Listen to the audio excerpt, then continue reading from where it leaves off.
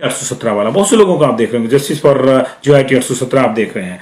अब इनका भी जो दर्द है वो पुलिस वालों की तरह है, बल्कि उनसे परेशानी वाला हालत है बच्चों का। पहले ये लोग जो है कठिन कंपटीशन में इन्होंने रिटन क्लियर किया, फिर मामला अटक गया क्योंकि साथ साथ कुछ दिक्कतें चल रही थी। और हुआ क्या कि 556 पोस्ट कोड के तहत जो पोस्टें निकली वो आधी भरी गई, आधी नहीं भरी गई।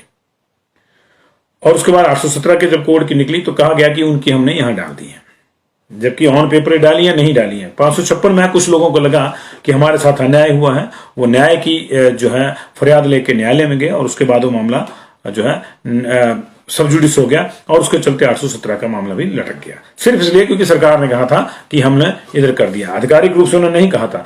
अब मामला कहां फंसा है कि 556 का केस अभी भी सुप्रीम कोर्ट में है, क्योंकि उसमें कई स्टेक होल्डर हो गए हैं। एक तो हाई कोर्ट ने कहा है कि रीड्राफ्ट हो मेरिट, लेकिन अगर मेरिट रीड्राफ्ट होती है तो कुछ लोगों को लगता है कि उनकी जो 2 साल की जो नौकरी है उसके बावजूद वो बाहर हो जाएंगे तो उनको दिक्कत हो जाएगी, तो इसलिए वो लोग भी अब हायर कोर्ट में चले गए, यानी सुप्रीम कोर्ट में चले गए, हाई कोर्ट के बाद तो ऊपर की अदालत में चले गए, शीर्ष अदालत में चले गए। वहां ये मामला जो है अब अपने समय से ही लगेगा, अपने हिसाब से लगेगा, क्योंकि अदालत की भी अपनी व्यवस्था है। ऐसा तो है नहीं कि इसको प्रायोरिटी के बेस पे जो है एक ही केस रह गया सुनने को, तो वहां लगा है। अब इसकी डेट्स लगी तो उसके साथ में ये भी लग जाता है कि 817 में जो है हमारी पोस्ट जो है मर्ज कर दी गई है।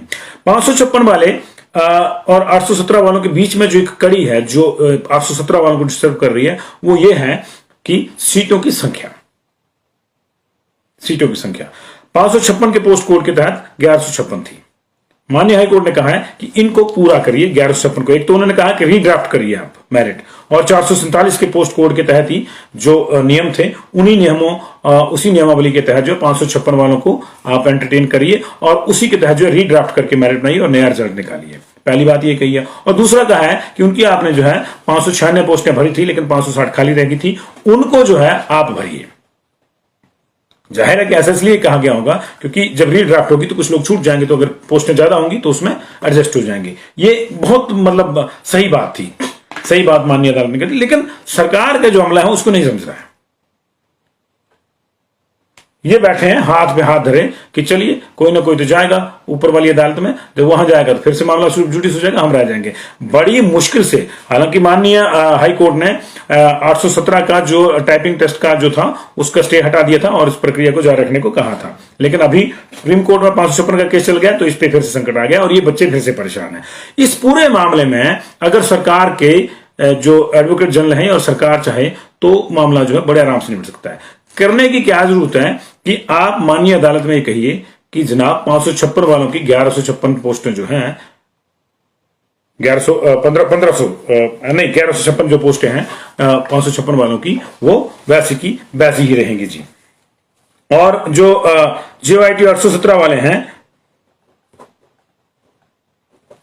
JYT 817 वाले हैं उनकी 1867 रहेंगी और किसी की पोस्टें एक दूसरे में नहीं होंगी। इतनी सी क्लैरिफिकेशन देनी है। 1156 उनकी 556 वाले की आप कह देते कि उनकी पूरी रहेगी, तो यहां आपको अगर लगता भी है कि वो यहां लाई थी उनको वापस ले गए तो भैया इनकी बढ़ा दो, क्लैरिफिकेशन दे दो कि जी इनकी 1867 रहेगी, उनकी 1156 रहेगी, कहीं कोई कंट्रोवर्सी नहीं है। दोनों मामले ऑटोमेटिकली अलग हो जाएंगे। फिर 556 के जो केसेस चले हुए हैं उनको लेकर जो भी नतीजा आता है वो उस वर्ग के साथ ही रहेगा, लेकिन ये 19,024 बच्चे जो हैं इनका जो प्रोसेस है वो नहीं थमेगा। अभी इस वक्त हर व्यक्ति को जरूरत है, 556 वालों को भी, 817 वालों को भी, और जो नए आने हैं उनको भी रोजगार की जरूरत है। लेकिन अगर इस तरह से अधिकारी रवैया रखेंगे कि कोई बात नहीं मामला फंसता है फंसने तो हम जो है हाथ पे हाथ धरे रह के बैठेंगे तो नहीं चलेगा। और यही वजह है कि ये बच्चे परेशान हैं, 2 साल से परेशानी में। इनका कोई कसूर नहीं है, लेकिन ये जुड़ जाता है मामला 556 और 817 का और ये फंस जाते हैं।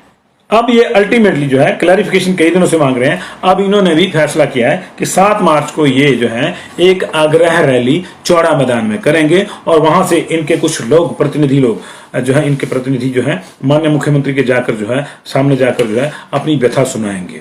और हम भी ये चाहते हैं कि माननीय मुख्यमंत्री जी ये 2 ही चीजें होनी है इसमें।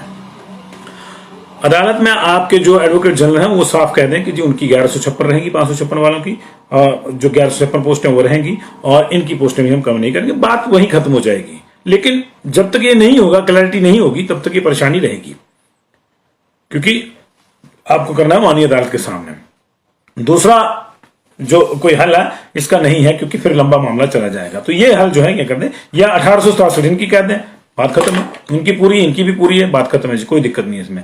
रोजगार तो आपने देना ही है। आपने 750 के आसपास पोस्टें और निकाल के रखी हैं जिनकी भी प्रक्रिया शुरू नहीं हुई है। अगर 817 में से आपको 560 स्वैप करनी है तो उनको करिए, जो बचती हैं, जो अगली आपने एडवर्टाइज करी है उनको इसमें एडजस्ट कर दीजिए, कोई दिक्कत नहीं है, क्योंकि उनकी तो प्रक्रिया शुरू नहीं हुई। इनकी 1867 पूरी कर दीजिए, कोई दिक्कत नहीं है इस बारे में। तो इसलिए इसको लेकर जो है ये लोग मिलने जा रहे हैं उनसे, और ये आग्रह रैली करेंगे सोमवार को, उसके बाद वहां मुख्यमंत्री से मिलेंगे। हमें पूरी उम्मीद है कि माननीय मुख्यमंत्री ने जैसे पहले इनका मामला सुना था, समझा था, उनके ध्यान में है, वो इनको जो है पूरा न्याय देंगे। लेकिन मैंने आपको बता दिया कि अफसरों और